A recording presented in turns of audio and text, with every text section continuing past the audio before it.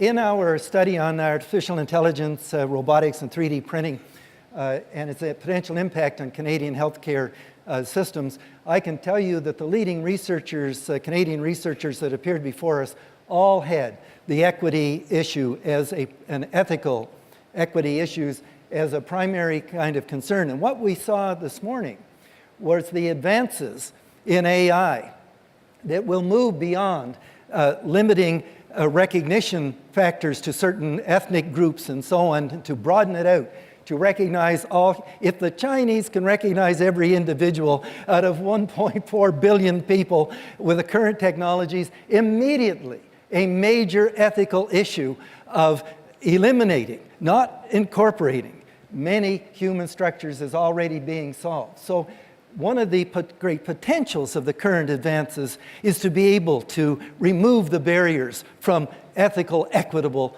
treatment of our citizens. Let me ask you, is it equitable to do a second CT scan when someone comes into emergency because our EMR system doesn't chat with the hospital that's on the other side of the city? Is it equitable to potentially have a drug reaction because, again, we don't have access to that patient's past medical information?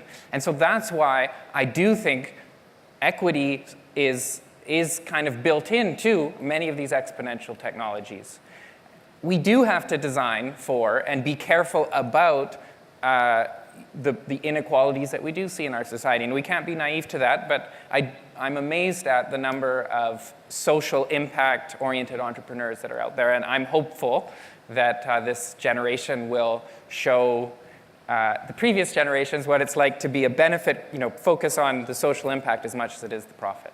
When I meet the young entrepreneurs, whether these are docpreneurs like Phil that are kind of still doing their clinical practice in the 19th century and trying to create the 21st century,